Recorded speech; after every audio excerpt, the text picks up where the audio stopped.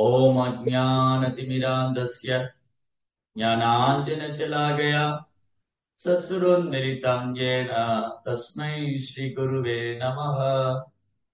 नमो ओं विष्णुपादाय कृष्णप्रेष्ठाय भूतले श्रीमते भक्तिवेदान्त स्वामीति नामिने नमस्ते सारस्वती देवे गौरवाणी प्रचारिणे निर्विशेष शून्यवादी पाश्चात्यदेशतारिणे जय श्री कृष्ण चैतन्य प्रभु नित्यानंद श्री अद्वैत गदाधर श्रीवासदि गौर भक्त वृंदा हरे कृष्णा कृष्णा कृष्णा हरे हरे हरे राम राम राम हरे हरे ஹரே கிருஷ்ணா. பக்தர் எல்லாருக்கும் இனிமையான காலை வணக்கம். இன்றைய பாகவத சத்சங்க வகுப்புல வந்து கலந்துட்டு இருக்கிற எல்லா பக்தர்களுக்கும் என்னுடைய பணிவான நமஸ்காரம். ஸ்ரீமத் பாகவதம் 3ஆம் ஸ்கந்தம் 1வது அத்தியாயம் விதுர மகாத்மாவுடைய கேள்விகள். இன்னைக்கு படிக்கிற ஸ்லோகம் வந்து 19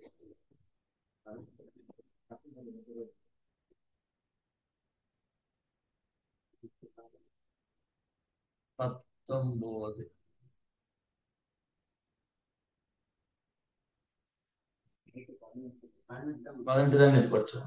18 19 சொன்னேன், ரெண்டுமே படிச்சோம். So 20, 21 and 22. इत्थं व्रजन् भारतमेव वर्षं कालेन यावत् गतवान् प्रभाषम् तावच्चचाससितमेघचक्राम् एकादभद्राम् अजितेन पार्थः ஏகாதபத்ராம் அஜிதேன பார்த்தக. ரொம்ப முக்கியமான ஸ்லோகம் இது, ரொம்ப அழகான ஸ்லோகம் கூட. விதுர மகாத்மா ஒரு துறவியாக அவர் பல்வேறு புனித ஸ்தலங்களுக்கு யாத்திரை போறார். இந்த மகாபாரத யுத்தம் நடக்கிறது அவருக்கு பிடிக்கல, வேண்டாம், இது தேவையில்லை, இது அவசியம் இல்லை. ஏன்னா எல்லாம் ஒரே வம்சத்துக்காரங்க, நம்ம எல்லாருமே குரு வம்சத்துக்காரங்க தானே, இதுல என்ன பாண்டவர்கள் கௌரவர்கள்னு. சோ விதுரர் மகாத்மா அதனால அவர் எப்படி பாக்குறாரு, எல்லாரையும் குரு வம்சத்தினரா பாக்குறாரு. திருதராஷ்டிர துர ஆத்மா அதனால ஒரு மாமகா பாண்டவன், இவ்வளவுதான் வித்தியாசம். சோ துர ஆத்மாக்களுக்குள்ள இந்த பாகுபாடு உண்டு. இவன் என் வம்சத்தை சேர்ந்தவன், இவன் வம்சத்துக்காரன் இல்ல. சோ ஃபர்ஸ்ட் இந்த சுயநலம் எப்படி ஆரம்பிக்குது அப்படின்னா, சுயநலம் ஃபர்ஸ்ட் திருதராஷ்டிரர் வந்து தன்னுடைய பையன் அரியாசனத்துல உட்காரணும்.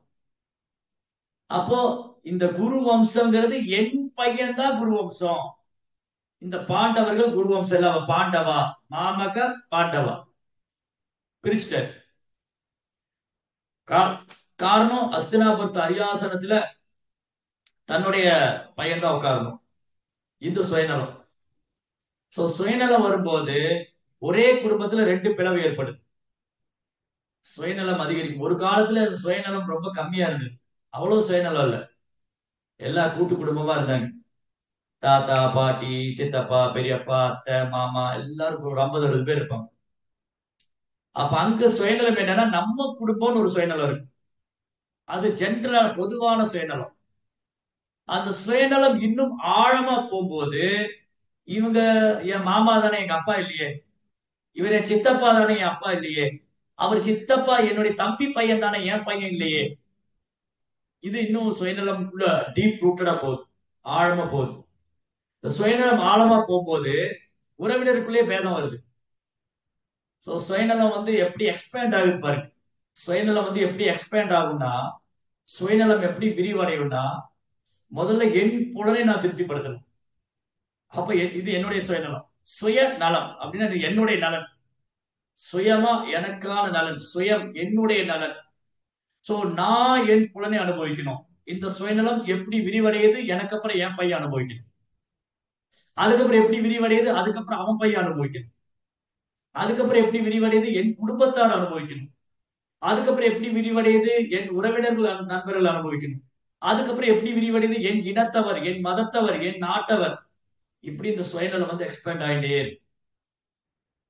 அது கோரா வந்து நிக்கிறது தான், ஆழமா உள்ள பதிவு தான் என்னுடைய நலன், எனக்கு என்ன நன்மை, கூட்டு குடும்பம் வந்து எனக்கு என்ன கிடைக்குது, நான் ஏன் இருக்கணும், என்னால் அனுபவிக்க முடியலையே, அதனால பிரிச்சு. சித்தப்பா பெரியப்பா எல்லாம் தனித்தனியா போயிடுச்சு. சோ இந்த சுயநலம் விரிவடையும் போது என்னதான் இருந்தாலும் அவன் அண்ணன் பையன் தானே, என்னதான் இருந்தாலும் அவன் தம்பி பையன் தானே, என் பையன் இல்லையே. இதுதான் சுயநலத்துடைய கோர், ஆழமா பார்த்தா.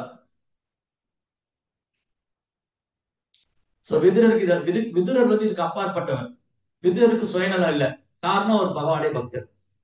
விதுரர் வந்து ஒரு தூய பக்தரா இருக்கிறதுனால அவருக்கு வந்து கௌரவர்கள் பாண்டவர்கள் எதிரியே கிடையாது, யாருமே அவருக்கு பார்க்கல. அவன் எல்லாருமே இந்த யதுக்களையும் சரி கௌரவர்களையும் சரி எல்லாருமே தன் உறவினராக தான் பார்க்கணும். அதான் வைஷ்ணவர். ஒரு வைஷ்ணவர் வந்து எல்லாரையும் சமநோக்கில பாக்குறாரு. வித்யா வினய சம்பந்தே ராமனே கவிகஸ்தினி சனீச்சைவ சபாகைச்ச பண்டிதா சமதர்ஷினா. ஒரு கற்றறிந்த தன்னடக்கமுள்ள சாது, ஒரு கற்றறிந்த தன்னடக்கமுள்ள சாது நாய் யானை யானை நாயத்தின் சண்டாளன் பிராமணன் எல்லோரையும் சமநோக்கில பாக்குறாரு. அப்ப அவர் என்ன கண்ணோட்டத்துல பாக்குறாரு? ஆத்ம கண்ணோட்டத்துல பாக்குறாரு. அவர் என்ன கண்ணோட்டத்துல பாக்குறாரு? ஆத்ம கண்ணோட்டத்துல பாக்குறாரு. திருதராஸ் மாதிரி ஆள்கள் உடல் கண்ணோட்டத்துல பார்ப்பாங்க. இதுதான் பௌதிகம் ஆன்மீகம்.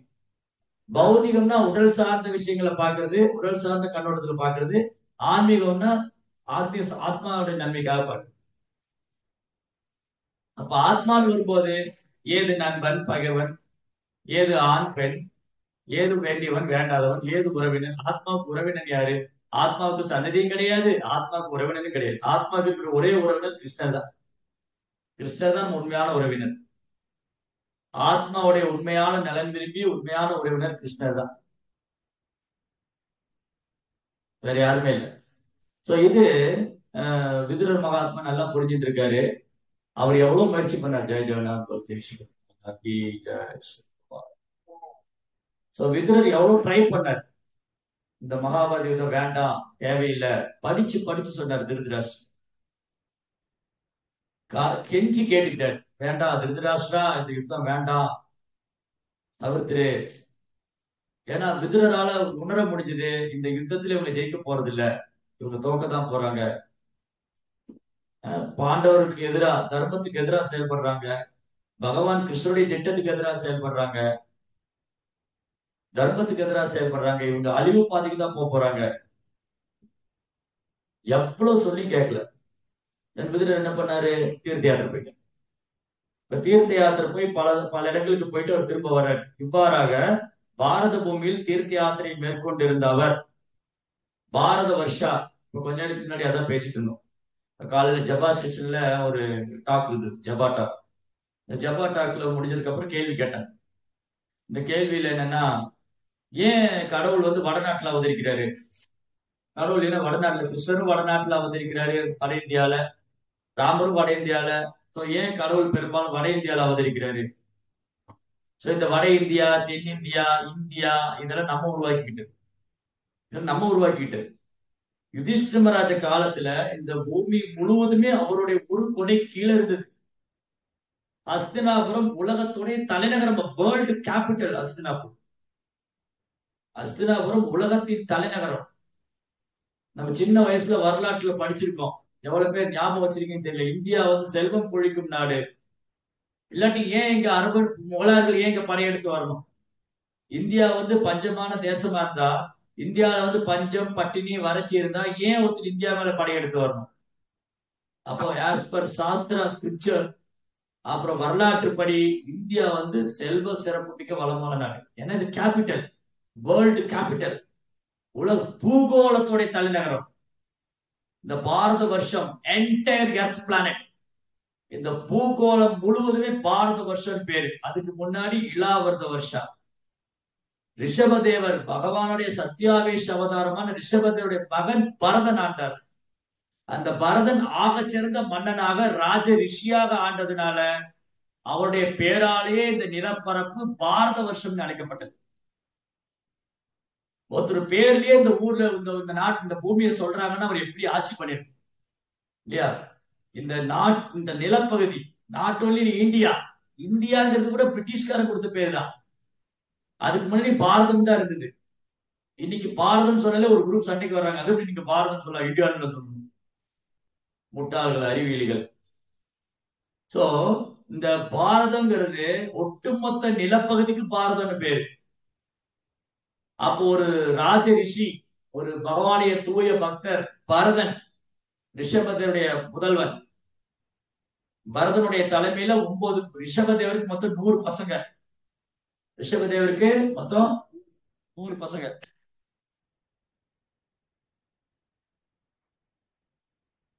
அந்த 100 பசங்களை அவர் எப்படி ட்ரெயின் பண்ணாரு ரிஷபதேவர்? படிச்சிருக்கீங்களா பாகவத 5th கேண்டால? 100 வந்து எப்படி டிவைட் பண்ணாரு? 9 பேரு, 9 பேரும் ஆக சிறந்த மகாத்மாக்கள், மகா பாகவதர்கள், துறவிகள், செல்ஃப் ரியலைஸ்டு சோல், தன்னை உணர்ந்த ஆத்மாக்கள்.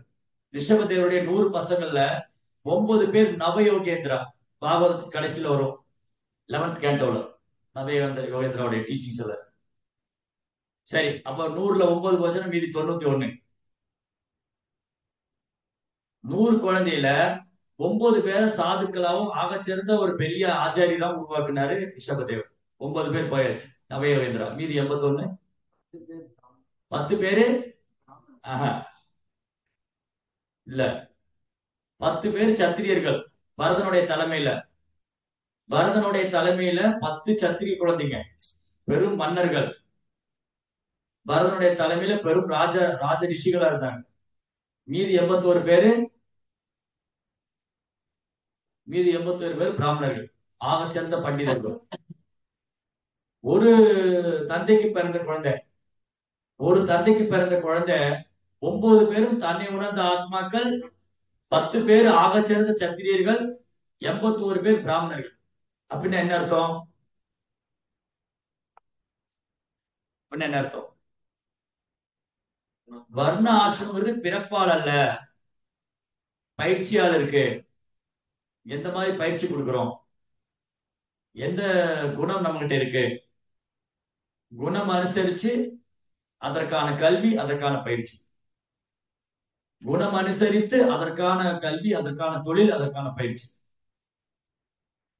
ரிஷபதேவர் வந்து தன் குழந்தைகள் மூலமா அந்த 9 குழந்தைகளையும் ஆகச்சிறந்த பெரும் ஆச்சாரியரா உருவாக்குறாரு நவயோகேந்திரர். அவங்க உலகம் முழுவதும் சுற்றுப்பயணம் செய்து பிரச்சாரம் பண்ணார். அதுக்கப்புறம் பரதனை போன்ற ஒரு ராஜ ரிஷி, அவன் பரதனுடைய தலைமையில இந்த பூகோளத்தை ஆண்டார் பரதன். அதாவது இந்த பூகோளத்துக்கு பாரத வருஷம் பேர் வந்து. அதுக்கப்புறம் காலப்போக்குல கலியுகத்தோட தாக்கத்தினால, அதுல இந்த வார்த்தை படிக்கிறோம். என்ன படிக்கிறோம்? பாரத வருஷம், பாரத தேசம், பாரதா. பரத நாட்டத்தினால இது காலப்போக்குல கலியுகத்தினுடைய தாக்கத்தினால, இந்த கலியோட இன்ஃபுளுன்ஸ்ல என்னாச்சுன்னா, இந்த பாரதம்ங்கிறது இந்த இந்தியா இப்ப இருக்கிற லேண்ட், நம்ம இருக்கிற இந்தியா பாரதம் அழைக்கப்பட்டது காலப்போக்குல. இப்ப அதுவும் போய் இந்தியா அப்படின்னு ஆயிடுச்சு. பாரத் போய் இந்தியா ஆயிடுச்சு. சரி, அது கலியோட இன்ஃபுளுன்ஸ். சோ இப்போ இவ்வாறாக பாரத பூமியில் தீர்த்த யாத்திரை மேற்கொண்டிருந்த அவர் பிரபாஷ கஷேத்திரத்துக்கு சென்றார். பிரபாஷ கஷேத்திரம் ரொம்ப ரொம்ப புண்ணியமான புனிதமான ஸ்தலம். பிரபாஷ கஷேத்திரம் எவ்வளவு சிறப்பு வாய்ந்தது. கிருஷ்ணரும் பலராமரும் அங்கதான் மறைஞ்சாங்க. பிரபாஷ கஷேத்திரம் 3 நதிகள் சங்கமிக்கிற திரிவேணி. 3 நதி இருக்காங்க, பேரெல்லாம் மறந்துட்டேன். இன்னொரு பேர், 3 பேர் வருது. சரஸ்வதி, அப்புறம் கபிலா, கபிலா சரஸ்வதி, இப்ப கூட ஞாபகம் வச்சிருக்க. 3 நதிகள் சங்கமிக்கிற இடம். எங்கெல்லாம் நதிகள் சங்கமிக்குதோ அது பிரயாகைன்னு சொல்லுவாங்க. அது ரொம்ப ஆஸ்பீஷியஸ், ரொம்ப மங்களமான இடம். அது வந்து நதிகள் போய் கடல்ல கலக்குது. 3 நதியை சங்கமிச்சு கடல்ல போய் கலக்குது. கோமதி, கோமதி, சரஸ்வதி, அப்புறம் இன்னொரு பேர் என்ன சொன்ன, கபிலா. இந்த 3 நதிகளும் போய் சமுத்திரத்துல கலக்கிற கஷேத்திரம் தான் பிரபாஷ கஷேத்திரம். கிட்டத்தட்ட 100 ஆண்டு காலம் கிருஷ்ணர் அங்க இருந்திருக்காரு துவாரகையில. துவாரகையினோட ஒரு பகுதி தான் பிரபாஷ கஷேத்திரம். பகவான் இந்த பூமியில இருந்த பொழுது குழந்தை பிராயம் பிருந்தாவனத்தில் இருந்தார். சிறு குழந்தை பாலகனா இருக்கிறவருக்கு பிருந்தாவன்ல இருந்தார். ஒரு 8-10 வயசு வரைக்கும். அதுக்கப்புறம் மதுரால இருந்தார் ஒரு 14-15 வயசு வரைக்கும். அதுக்கப்புறம் துவாரைக்கு போனார். துவாரகையில போய் 100 வருஷம் 110 வருஷம் இருந்தாரு. அப்பவும் ஒரு 14-15 வயசு பையன் இருந்தாரு. நவயௌவனம் சே அத்வைதமச்சுதமனாதி மனந்த ரூபம் ஆத்யம் புராண புருஷம் நவயௌவனம் ச வேதேஷு துர்லபமதுர்லபமாத்ம பக்தோ கோவிந்தமாது புருஷம் தமகம் புஜாமி. துவைதா அப்படின்னா பிரிக்கலாம் ரெண்டு, துவைனா ரெண்டு, அத்வைதனா ஒண்ணு. கிருஷ்ணனுடைய உடலும் ஆன்மாவும் வேறு வேறு. கிருஷ்ணனுடைய உடலை தனியா ஆன்மாவை தனியா பிரிக்க முடியாது. இப்ப என் உடல்ல இருந்து ஆத்மா பிரிச்சிடலாம். இப்ப நம்ம உடல்ல இருந்து இந்த உடல் ஆத்மா பிரிச்சிடலாம். பட் கிருஷ்ணனுடைய உடல் ஆன்மா ரெண்டும் ஆன்மீகமானது. அவருடைய நாம ரூப எல்லாம் ஆன்மீகம் சேத்தனம். அத்வைதா அச்சுதா. அச்சுதானா வீழ்ச்சி அடையாதவர், தன்னிலைப்படாதவர். அனாதி அனந்த ரூபம், எல்லையற்ற ரூபங்கள் எடுத்துக்கிறார். ஆதியம் படைப்புக்கு முன்னாடி இருக்கார், புராண புருஷர். படைப்புக்கு முன்னாடி இருக்கார், ரொம்ப பழமையானவர், ஆனா இளமையானவர். அப்படி சொல்ல முடியும் இந்த உலகத்துல. அவர் பாருங்க ரொம்ப வருஷமா இருக்காருங்க, ஆனா இளமையா இருக்காருங்க, அப்படிலாம் சொல்ல முடியாது. எப்படியாவது முதுமை காமிச்சு கொடுத்துரு. அவர் டை போட்டுக்கலாம், யோகாசனம் பண்ணலாம், யோகாசனம் பண்ணி உடம்ப ஃபிட்டா வச்சுக்கலாம், டை போட்டுக்கலாம், என்ன பண்ணாலும் முதுமை காமிச்சு கொடுத்துரு. அந்த 14-15 வயசு பையன் மாதிரி இருக்க முடியாது.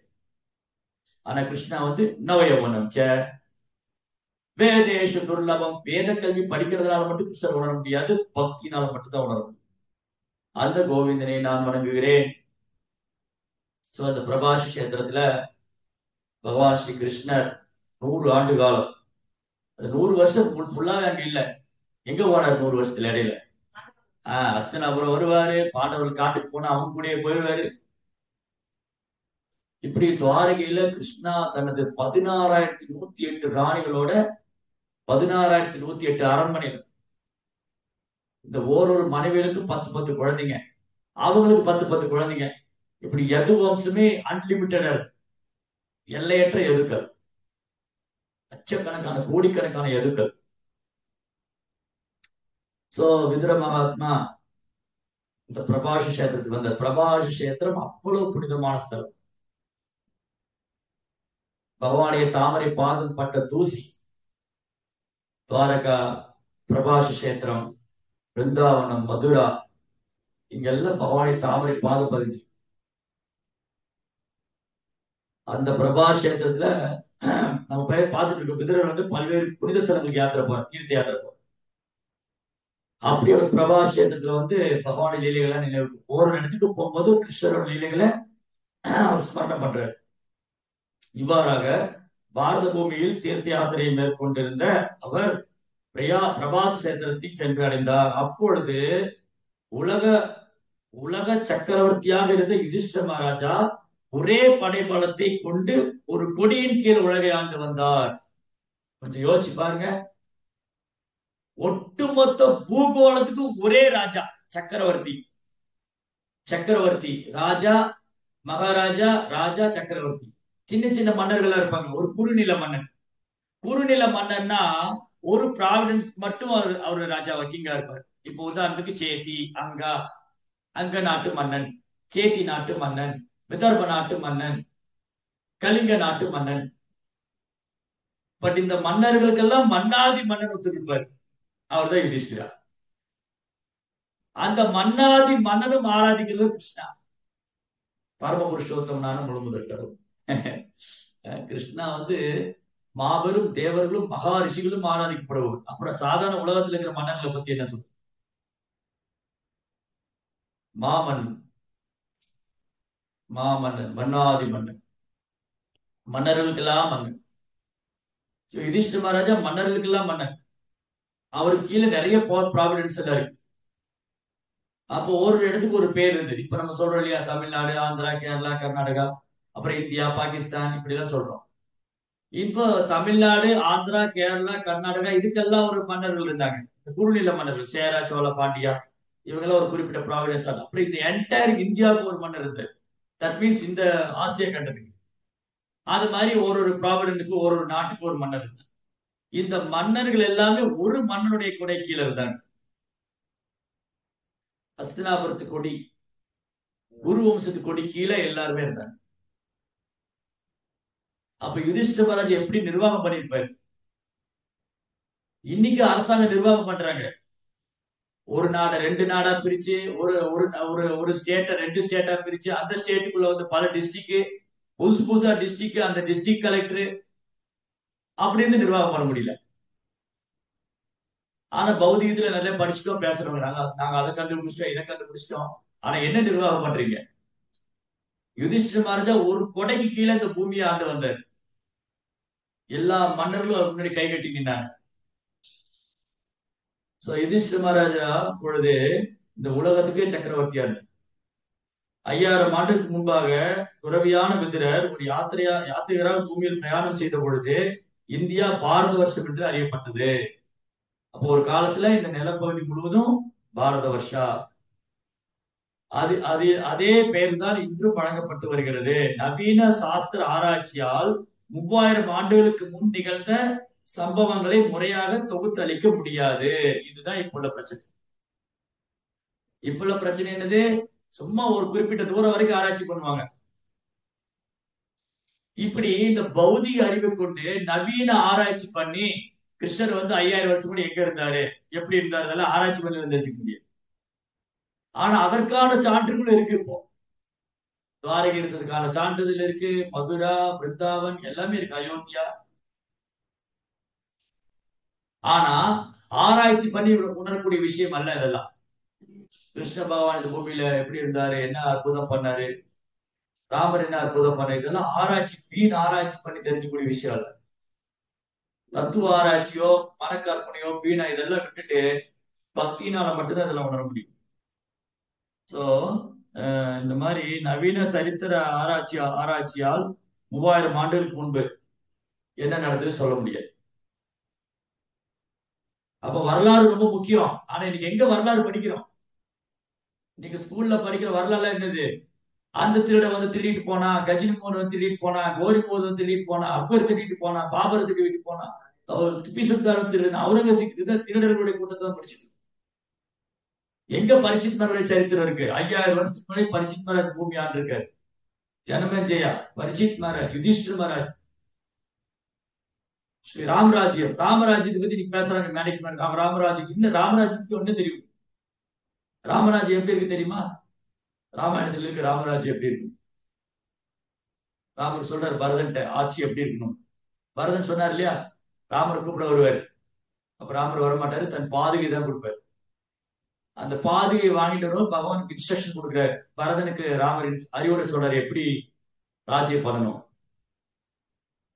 மந்திரிகள்லாம் எந்த மாதிரி இருக்கணும், பிரஜைகள் எப்படி இருக்கணும், நீ எப்படி நிர்வாகம் பண்ணணும், மழையை நம்பி மட்டும் இருக்காத, நீர்த்தேக்கம் உருவாக்கு, ஏரிகளை உருவாக்கு, குளங்களை உருவாக்கு, மரங்கள் நிறைய வளரணும், ஒரு மரத்தை வெட்டினா நீ 10 மரம் வைக்கணும். இதெல்லாம் ராமர் சொல்லியிருக்காரு. இதுதான் ராமராஜ்யம். சும்மா பெரிய பெரிய தொழிற்சாலை உருவாக்குறது, 8 வழிச்சாலை 100 வழிச்சாலை போடுறதுல நாகரிகம் இல்லையா? பேரளவான முன்னேற்றம் அல்ல ராமராஜ்யம். இயற்கையை அழிக்காம சமுதாயத்துல வந்து மக்கள் நிம்மதியா ஆரோக்கியமா ஆனந்தமா வாழ்றதுதான் ராமராஜ்யம். திருட்டு, கொலை, கொள்ளை, கற்பழிப்பு இந்த மாதிரி துர்சம்பவங்கள் இல்லாம இருக்கிறதா ராமராஜ்யம். மக்கள் இறை நம்பிக்கையுள்ளவனும் கிருஷ்ண பக்தி பண்றவங்களா இருக்கிறதா ராமராஜ்யம். அது ஆன்மீக அரசியல். ஆன்மீக அரசியல் ஒரு சமுதாயத்துல பேசிட்டு இருந்தாங்க. என்ன ஆன்மீக அரசியல்? ஆன்மீக அரசியல் இதுதான். முதல்ல ஆத்ம ஞானத்தை கற்பிக்கணும். ஆன்மானா என்ன, உடம்புனா என்ன. அப்ப சண்டையே வராது. எல்லாரும் ஆத்ம ஞானம் தெரிஞ்சிடுச்சுன்னா, ஸ்கூல்ல வந்து ஆத்மாவை பற்றி பாடம் வச்சிருக்காங்க, காலேஜ்ல இருக்கு, யூனிவர்சிட்டி இருக்குன்னா, அப்புறம் எங்க ஆண் பொண்ணு, உயர்ந்தவன் தாழ்ந்தவன், ஏழை பணக்காரன், இது ஏன் நாடு, ஏன் சமுதாயம், ஏன் தேசம், ஏன் என்ன, ஏன் மனம், ஏன் மதம், ஏன் பொண்ணு, எங்க சண்டை சச்சரவு? சோ எதா ராஜா ததா பிரஜா. மன்னன் வந்து எவ்வளியோ மக்கள் அவ்வழி. யுதிஷ்டிர மகாராஜ் பக்தரா இருந்தாலும் பிரஜைகளும் பக்தரா இருக்காங்க. சோ இங்க ஒரு கொடைக்கு கீழே நடந்தது. யுதிஷ்டிர மகாராஜர் ஒரே ஒரு கொடி, அந்த ஒரு கொடிக்கு கீழே எல்லாமே இருந்து. புரோபால் மேல என்ன சொல்றாரு? தற்போது ஐக்கிய நாட்டு சபையில் நூற்றுக்கணக்கான ஆயிரக்கணக்கான கொடிகள் பறந்து கொண்டிருக்கின்றன. ஆனால் விதுரனின் காலத்தில் ஸ்ரீ கிருஷ்ணரின் கருணையால் ஒரு கொடி மட்டுமே இருந்தது. ப்ரோப்பர் கிளாஸ்லயே சொன்னார், இங்க புக்கில் எழுதியிருக்காரு.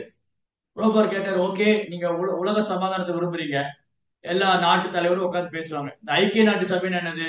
எல்லா நாட்டு தலைவரும் உட்காந்து பேசுவாங்க, உலகத்துல இருந்து சமுதாயத்துல ஒற்றுமை வேணும், மத அந்த நாடுகளுக்குள்ள நல்லிணக்கம் இருக்கணும், உறவு முறை நல்லா இருக்கணும், ஃப்ரெண்ட்ஷிப் இருக்கணும், வன்முறை கூடாது. ஆனா பாருங்க, அவன் வெளியில வந்து அவன் பூரா கொடி பூரா பாருங்க, எல்லா நாட்டு கொடி இருக்கு. அப்புறம் எங்க ஒரு கொடி ஏத்துக்கிட்டாங்க? அவன் நாட்டு சம்பந்தமா தான் பேச போறான் இல்லையா? ஐக்கிய நாட்டு சபையில போனா அவங்க அவங்க நாட்டு தான் பேசுங்க. அப்ப நீங்க என்ன ஒரு கொடி கீழே வந்துங்க? அப்ப எங்க உங்களுக்கு சமாதானம்? சமாதானம் ஏற்படாது. பிரபுபாதர் அழகா சொல்றாரு, கிருஷ்ணரின் கருணையால் மட்டுமே ஒரு கொடி இருந்தது. ஏன்னா யுதிஷ்டிர மகாராஜா கிருஷ்ணரை சரணாகதி பண்ணி பக்தி பண்ணதுனால கிருஷ்ண உணர்வுங்கிற ஒரு கொடிக்கு கீழே எல்லாம் இருந்தது. இன்னைக்கு சமுதாயம் கிருஷ்ண உணர்வற்ற நிலையில் இருக்கிறதுனால நாத்திகர்கள் அசுரர்களுடைய கொடிதான் பறக்குது. அப்புறம் சரி, அப்புறம் பிரபுபா என்ன சொல்றாரு, உலக நாடுகள் ஒரு கொடியின் கீழ் உள்ள ஒரே அரசாங்கத்தை பெறுவதில் ஆர்வம் கொண்டுள்ளது. இன்னைக்கு எல்லாருமே வந்து ஒரு அரசாங்கம் இருந்தா நல்லா இருக்கும். இன்னைக்கு இந்தியாவில் கூட சொல்றாங்க, என்ன ஒரு நாடு ஒரு தேர்தலா, ஒரு நாடு ஒரு தேர்தல் சொல்றாங்க. ஆனா மக்கள் ஏத்துக்க மாட்டாங்க. அது எப்படி? தடி எடுத்தவனா தண்டக்காரன் ஆகும், நான் ஆட்சி பண்ணணும் நான் ஆட்சி பண்ணணும், ஏத்துக்க மாட்டாங்க. அப்ப இங்க பிரபுபா என்ன சொல்றாரு, உலக நாடுகள் ஒரு கொடியின் கீழுள்ள ஒரே அரசாங்கத்தை மீண்டும் பெறுவதில் ஆர்வம் கொண்டுள்ளன, ஆனால் இதற்கு பகவான் ஸ்ரீ கிருஷ்ணனின் உதவியை நாட வேண்டியிருக்கும். பகவான் கிருஷ்ணனுடைய உதவியை நாட வேண்டியிருக்குன்னா என்ன அர்த்தம்? கிருஷ்ண உணர்வு எடுத்துக்கிட்டாதான் சாத்தியம். கிருஷ்ண உணர்வுங்கிற தளத்துல வந்தாதான், கிருஷ்ண உணர்வுள்ள சமுதாயத்தை ஏற்படுத்தினாதான் இந்த ஒரு கொடிக்கீழ எல்லாம் வரும். ஆனா இந்த பொய்யவங்காரம் விடாது. ஓ நான் ஏன் கிருஷ்ண உணர்வு எடுத்துக்கணும், நான் ஏன் கிருஷ்ணர் சரணடையணும், பொய்யவங்காரம். சோ பிரபா மேல என்ன சொல்றாரு, அவரால் மட்டுமே ஒரே உலக சாம்ராஜ்யத்தை உருவாக்க நமக்கு உதவ முடியும். கிருஷ்ணரால மட்டும்தான் உதவ முடியும். போக்தாரம் யக்யதவசாம் சர்வலோக மகேஸ்வரம் சுகிருதம் சர்வபூதானாம் ஞாத்மாமம் சாந்தி பிரிச்சதி.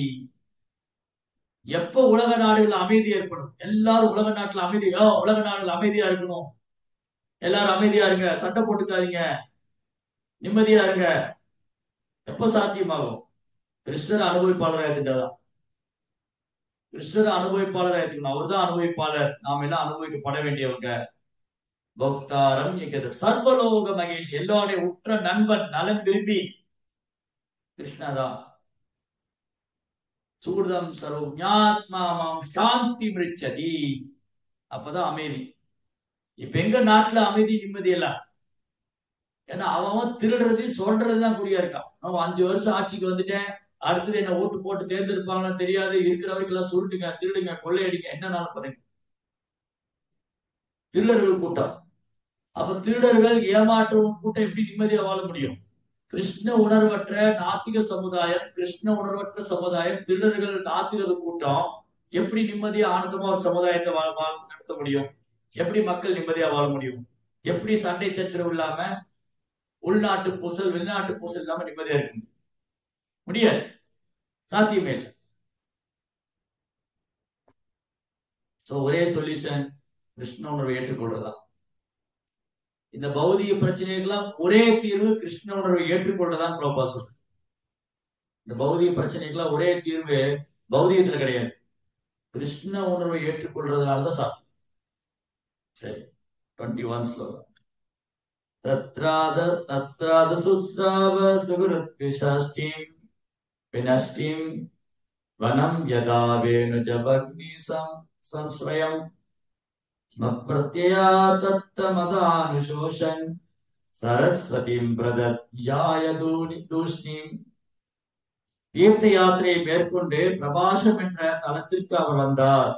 அங்கு மூங்கில்களின் உராய்வினால் உண்டாகும் தீ ஒரு காடு முழுவதும் சரிந்து விடுவதைப் போலவே முரட்டுத்தனத்தினால் தன் உறவினர்கள் அனைவரையும் மடிந்ததை அவர் கேள்விப்பட்டார்.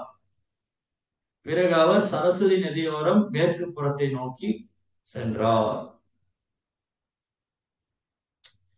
காட்டுல போய் யாரும் தீயெல்லாம் பத்த வைக்க வேண்டாம். 2 மூங்கில் மரம் உடையும் போது ஆட்டோமேட்டிக்கா காட்டுல தீ பிடிச்சு. 2 பக்தர்கள் ஒன்னா வச்சு பாருங்க, இம்மிடியா சண்டை போடும். யாரும் சண்டை போறதுல போய் தூண்டி எல்லாம் விட வேண்டாம் இல்லையா? கணவன் மனைவிக்குள்ள சண்டை போர் யாரும் தூண்டி விட வேண்டாம். 2 பக்தர்கள் சேர்ந்தா சண்டை போட யாரும் தூண்டி விட வேண்டாம். தானா பத்தி காட்டுல தீ பத்திக்கிற மாதிரி. சோ காட்டு தீ பரவுது. காட்டுல யாரும் தீ வைக்கிறது இல்ல, அது தானா பரவுது. இருக்க நிறைய விஷயம் இருக்கு இதுல. இப்பதான் ஒரு உதாரணம் கொடுத்திருக்காரு பிரபுபாதா. இங்க இங்க ஸ்லோகத்திலே இருக்கு. சுகதேவ் கோசாமி எக்ஸாம்பிள் கொடுத்திருக்காரு. காட்டு தீ ஒரு காடு முழுவதும் எரித்து விடுவது போலவே முரட்டுத்தனத்தினால் தன் உறவினர்கள் அனைவரையும் மடிந்ததை அவர் கேள்விப்பட்டார். கிருஷ்ண கிருஷ்ண மகாபாகோ ஹே ராமா மோக விக்ரமா தாவாக்னினாம் தக்யமானா பிரபகம் தாது மர்ஹதா. பிருந்தாவனத்துல ஒரு முறை கோபர்கள்லாம் கன்றுகளையும் பசுக்களையும் கூட்டிட்டு போனாங்க. கோபர்கள்லாம் கன்றுகளையும் பசுக்களையும் மேய்ச்சல் நடத்தி கூட்டிட்டு போனாங்க. திடீர்னு காட்டுல தீ பிடிச்சிருச்சு. திடீர்னு காட்டுல தீ பத்துச்சு. அது யாரும் பத்த வைக்கல, தானா பத்திடுது. 2 மரங்கள் சேர்ந்து உராயும் போது தீ பிடிச்சது. அப்ப என்ன பண்றது? இந்த தீயை ஃபயர் சர்வீஸ் கொண்டு அணைக்க முடியாது. ஒரு சின்னதா ஒரு வீடு தீ பிடிச்சு, ஒரு பில்டிங் தீ பிடிச்சுன்னா ஃபயர் சர்வீஸ் கொண்டு அணைச்சிடலாம். போடுங்க ஃபயர் சர்வீஸ், ஃபயர் சர்வீஸ் அணைச்சிட்டு போயிடுவான். ஆனா காட்டு தீ அணைக்கிறதுக்கு எவ்வளவு ஃபயர் சர்வீஸ் கொண்டு வருவீங்க? காட்டு தீ அணைக்கிறதுக்கு ஃபயர் சர்வீஸ் எல்லாம் கொண்டு வர முடியாது. மழை பெஞ்சாதான் உண்டு. தானா மழை பெஞ்சு காட்டு தீ அழிஞ்சா உண்டு. ஃபயர் என்ஜின்லாம் கொண்டு அழிக்க முடியாது. அதே போலதான் இந்த ஜட உலக வாழ்க்கை. எப்படி காட்டுல தானா தீப்பற்றி கொள்ளுதோ, அதே போல மூர்க்கத்தனத்தினால, முட்டாள்தனத்தினால, என்ன சொன்னாரு? முரட்டுத்தனம், ரஜோகுணம். ரஜோகுணம் தான் முரட்டுத்தனம். இந்த மூர்க்கத்தனம், முட்டாள்தனம் இதெல்லாம் ரஜஸ்தமஸ். ததா ரஜஸ்தமோ பாவா காமலோபா சேத்தையே சேத்தையே அனாவிருத்தம் சிதம் சாத்திய பிரசித்த காமேஷ குரோதேஷ ரஜோகுண சமுத்பவ மகாசுனோ மகாபாத்மா வித்தேரிக வைரினம். ஒட்டுமொத்த சமுதாயம் ரஜஸ்தமஸ். அப்புறம் நிம்மதியா வாழ்றது. ஒட்டுமொத்த சமுதாயமும் ரஜோகுணம் தமோ குணத்துல இருக்கு. இந்த ரஜோகுணத்துடைய சம்பந்தத்தினால உராய்வு ஏற்படுது. எப்படி காட்டுல மூங்கில் உரைச்சி உராய்வு வருதோ, அது மாதிரி மக்கள் மத்தியில போட்டி, பொறாமை, சண்டை. காமேஷ குரோதேசம், காமமே இதுக்கு காரணம். பேரா அனுபவிக்க கட்டுக்கடங்காத ஆசை, கட்டுக்கடங்காத ஆசை, பொறாமை, கோபம். இதுதான் இந்த மகாபாரத யுத்தத்துக்கான காரணம். துரியோதனுடைய பொறாமை, திருதராசின் கட்டுக்கடங்காத ஆசை, பாண்டவர்கள் செய்த அபராதம், வைஷ்ணவ அபராதம், மகாபாரதம். இப்ப விதுரர் கேள்விப்படுறாரு, அவங்க யாரும் இல்ல, எல்லாம் ஒரே இடத்துல வச்சு கிருஷ்ணா ஒரு ஸ்லாட்ல ஹோல்சேலா எல்லாத்தையும் கிளியர் பண்ணிட்டு, ஹோல்சேல் கிளியர். ஒட்டு மொத்தமா எல்லாரையும் கூட்டிட்டு குருஷேத்திரத்தை கூட்டி ஒரே ஸ்லாட்ல எல்லாத்தையும் கிளியர் பண்ணி, நெல் வயலில் தேவையற்ற கலைகளை பிடுங்கி எடுப்பது போலன்னு சொன்னார் பிரபுபாதர். எங்க சொல்லியிருக்காரு? நெல் வயல்களில் தேவையற்ற கலையை பிடுங்கி எடுப்பது போல திருதராசன் மகன்கள் துரியோதனும் அவருடைய சகோதரர்களும் இந்த குருஷேத்திர போர்க்களத்தில் கொல்லப்பட்டனர். பகவத்கீதை 1ஆம் அத்தியாயம் 1 ஸ்லோகம். ஃபர்ஸ்ட் ஸ்லோகத்துல போப்பட்ல எழுதியிருக்காரு பொருளுடைய. சோ பிரபுபாத் பொருளுரை எழுதியிருக்காரு. பகவத்கீதை 1 அத்தியாயம் 1 ஸ்லோகத்துல மாமகா பாண்டவா, என்னுடைய பசங்க, பாண்டுடைய பசங்க. திருதராஷா அவங்களும் குரு வம்சத்துக்காரன் தாண்டா. அவனு நினைக்கிறான், இல்ல அவன் என் பையன் இல்ல, சுயநலம். சுயநலம் ஒரு வியாதி, மெட்டீரியல் டிசீஸ், பௌதிக வியாதி.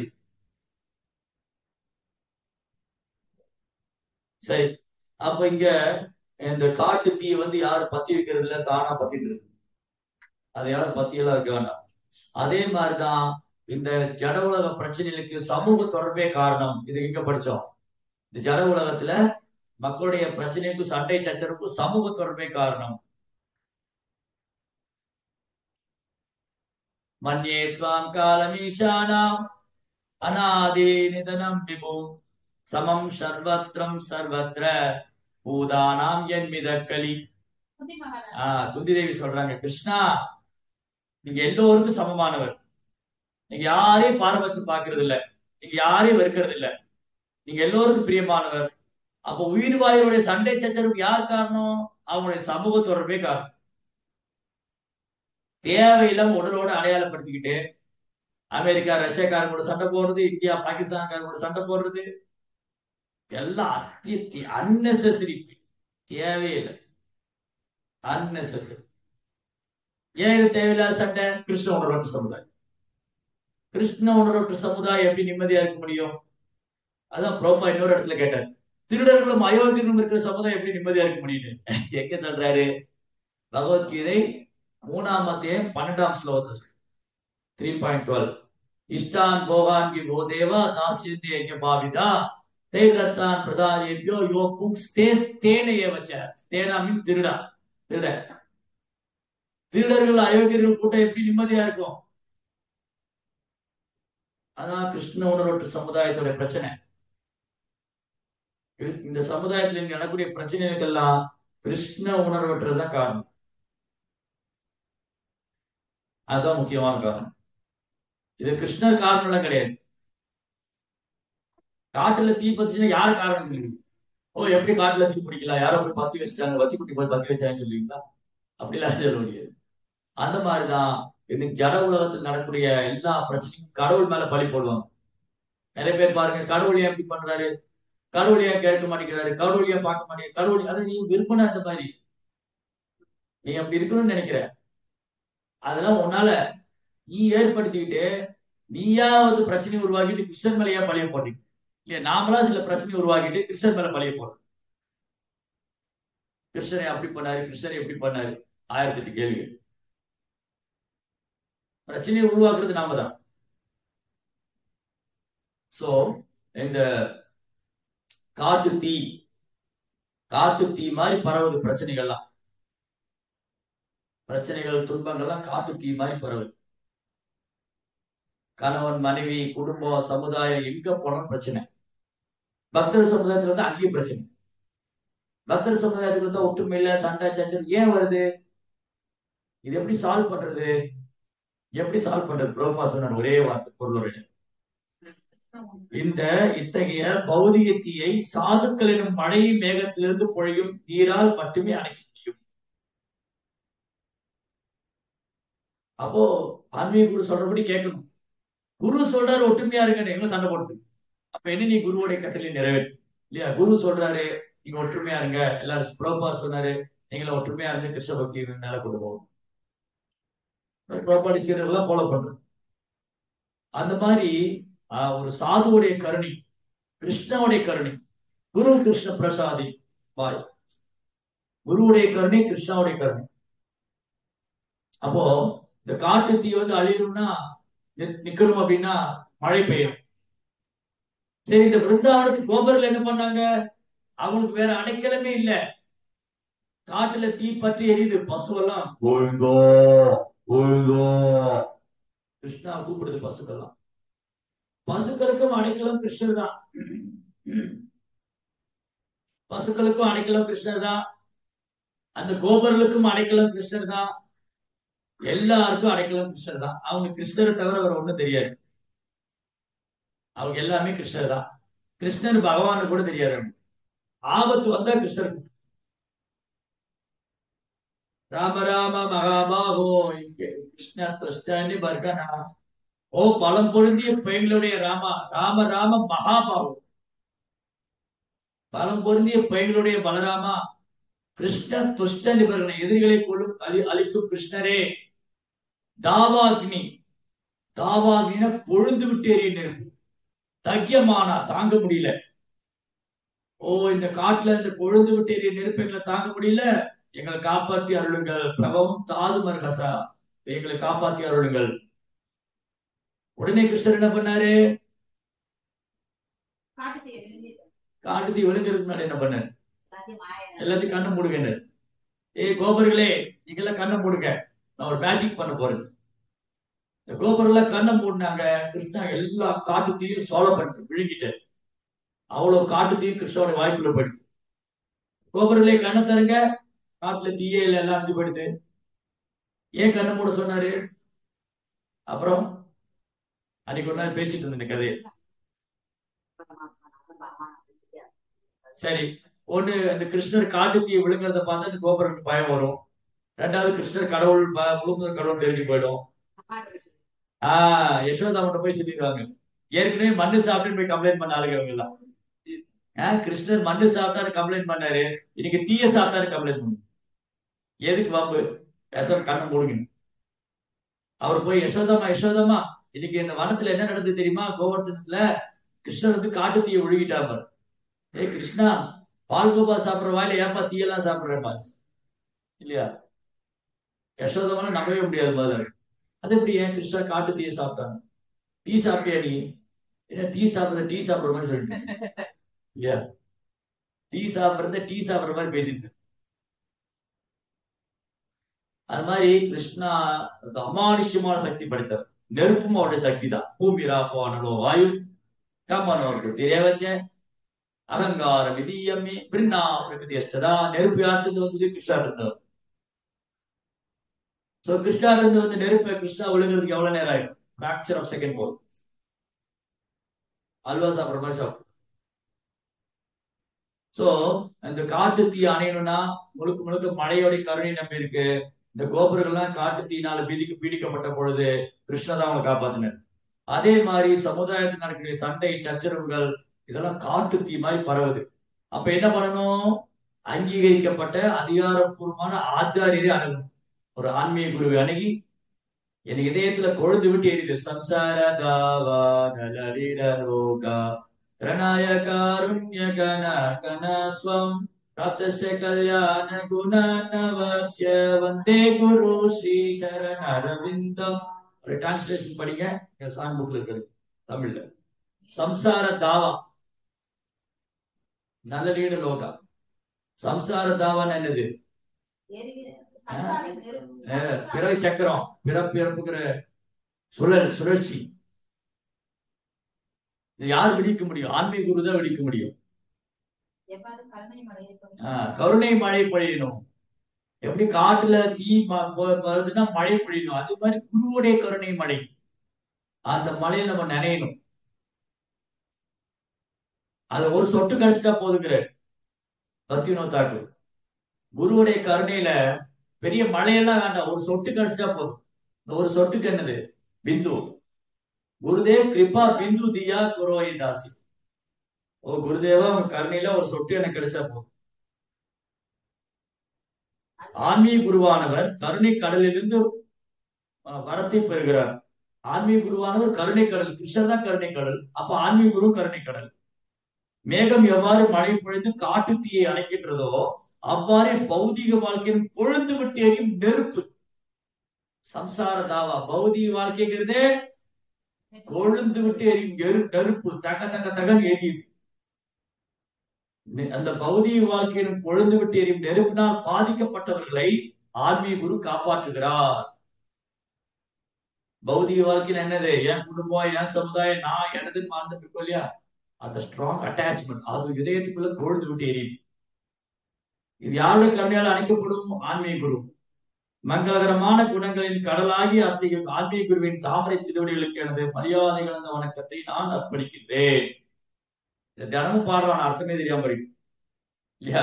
தினமும் எல்லாம் வசம்சார என்ன அர்த்தம்? என்ன இதுதான் காட்டு தீ மாதிரி பௌதிக ஆசை பத்தி எரியுது. யாரும் உள்ள வந்து பத்தி எல்லாம் வைக்க வேண்டாம். இயல்பாவே உள்ள இருக்கு பௌதிக ஆசை. அனுபவிக்கணும், புலன்பு அனுபவிக்கிற எண்ணம் பொழுது விட்டு எரியுது. அடுத்தது என்னது? இது ஒண்ணு பொழுது விட்டு எரியுதா? சம்சாரதாவா. அடுத்தது சேதோ தர்ப்பணமாச்சனம் பவமகா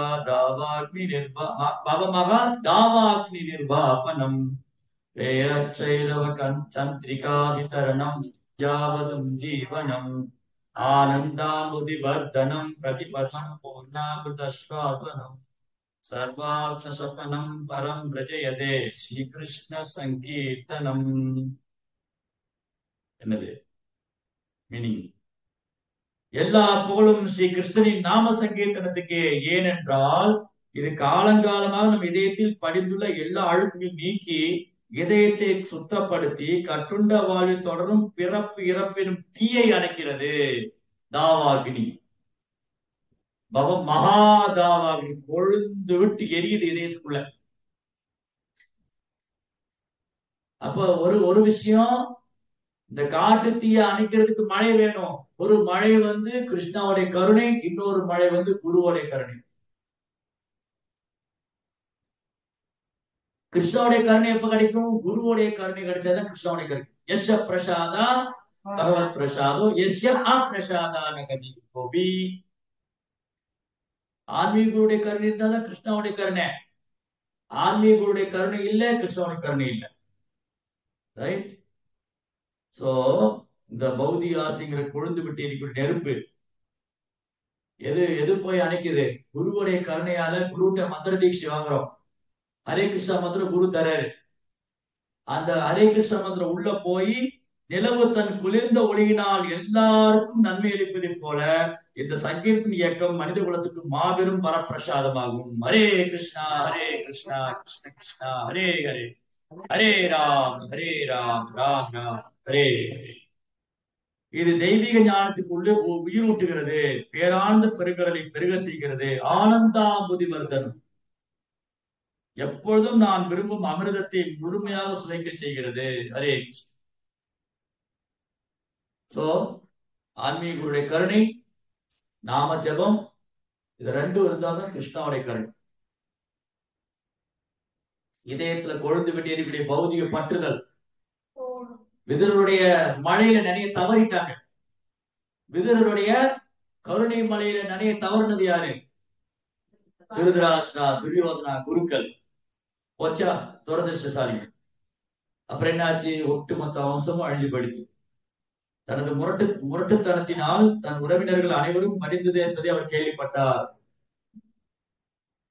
சோ இந்த இதயத்துல கொழுந்து விட்டு எரியக்கூடிய நெருப்பை அணைக்கணும். அதுக்கு மேலும் மேலும் எண்ணெய் ஊற்றக்கூடாது. நிறைய பேர் எண்ணெய் ஊத்தி விடுவாங்க. இன்னும் எரியிட்டு அனுபவிங்க அனுபவிங்க.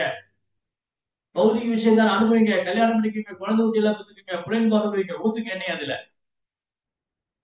கொழுந்து விட்டு எரியுது. சோ இந்த நெருப்பு அணைக்க பார்க்கணும். எரியிற நெருப்புல எண்ணெயை ஊற்றக்கூடாது. எரியிற நெருப்புல எண்ணெயை ஊத்துனா மேல மேலே கொழுந்து விட்டு எரியும். அந்த மாதிரி சில சாதுக்கள் என்ன பண்ணுவாங்க? இன்னைக்கு பேரளவான சாதுக்கள் இருக்காங்க சமுதாயத்துல. இந்த சாதுக்களுக்கு மக்கள் ஏன் சாதுக்கள்கிட்ட போறாங்க? மக்கள் சாதுகிட்ட போறதே பௌதிக வசதிக்காக வேண்டி, எனக்கு ஆசீர்வாதம் பண்ணுங்க, என் பையனுக்கு நல்ல இடத்துல வேலை கிடைக்கணும், என் பொண்ணுக்கு கல்யாணம் ஆகணும், நான் அதை வாங்கணும், இதோ இதுக்குள்ள சாது. சாது இதை அணைக்கிறது, ஸ்டாப் பண்றது நோ. சாதுக்களுடைய நோக்கமே இந்த தாவாக்னி, இந்த நெருப்பு அணைக்கிறதுக்கு தான். அந்த சாதுக்களுடைய கருணை மலையில நம்ம நினைவு.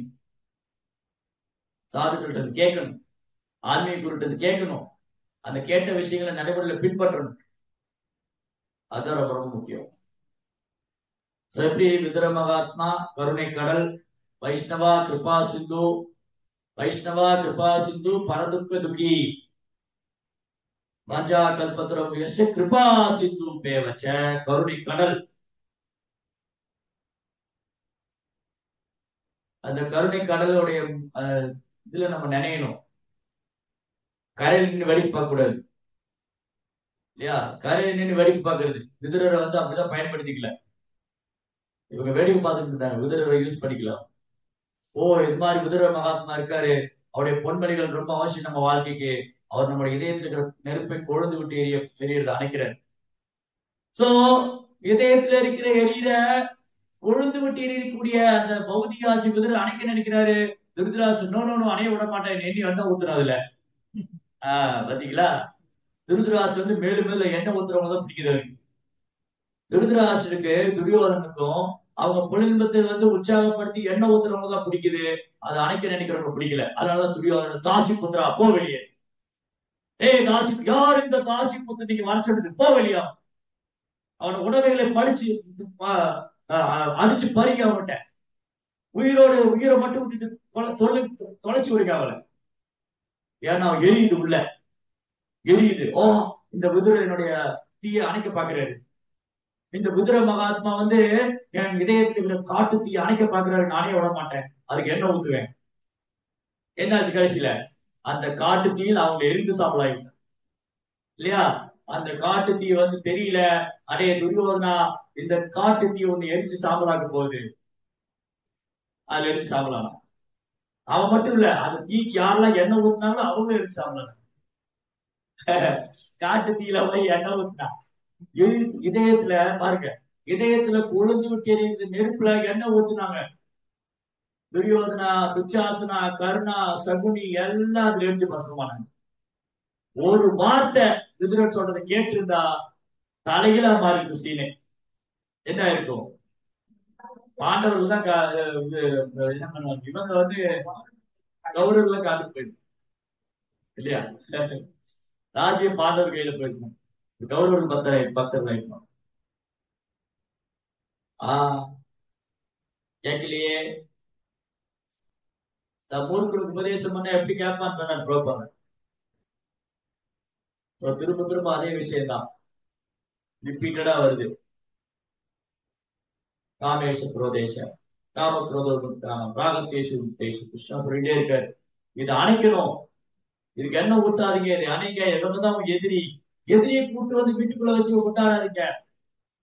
ஏன் பாம்பை கூட்டு வந்து வீட்டுல வச்சு பால் கொடுத்தா பாம்பு பிடிச்சிட்டு வந்து, ஓ பாம்பே என் பக்கத்துல இருந்துக்கோ, பாம்புக்கு பால் வாத்தா அது பாம்பு பிடிச்சிட்டு அவளை கொடுத்து.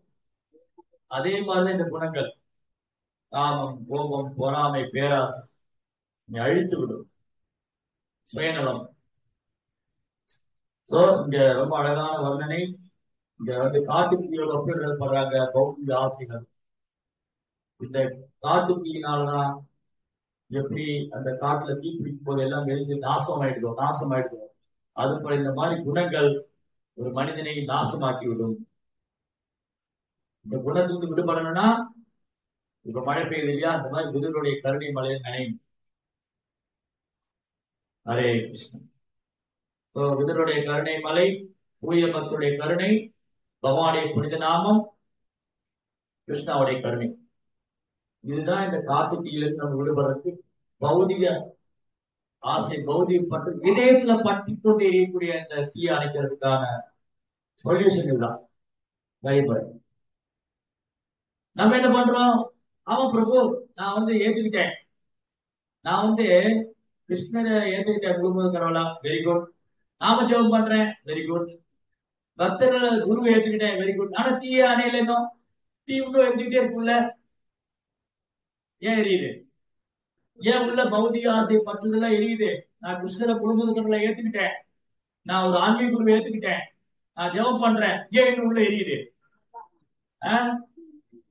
பொய்யவர்கள் தடுக்குது அவங்க சொல்றதெல்லாம் ஃபாலோ பண்றதுக்கு. ஓ, குரு இதெல்லாம் சொல்லியிருக்காரு, இது எதனால இப்ப ஃபாலோ பண்ண முடியாது, அப்புறம் பாத்துக்கலாம். நான் நாம ஜபத்தை ஒழுங்கா பண்றது இல்ல, அறவழியா பண்றது. அப்புறம் கிருஷ்ணரை முழுமுத கடவுளா ஏற்றுட்டு பகவத்கீதை சொன்ன விஷயங்களை பயிற்சி நடைமுறை பண்றது இல்ல. பகவத்கீதை தெரியுமா? தெரியுமே. படிச்சிட்டீங்களே. கிருஷ்ணர் என்ன சொல்றாரு? எந்த மாதிரி பக்தர்கள் பிடிக்குங்கிறாரு? இந்த குணம் எல்லாம் பக்தர் எனக்கு பிடிக்குங்கிறாரு. அத்வேஷ சர்வபூதான கருணையை வச்ச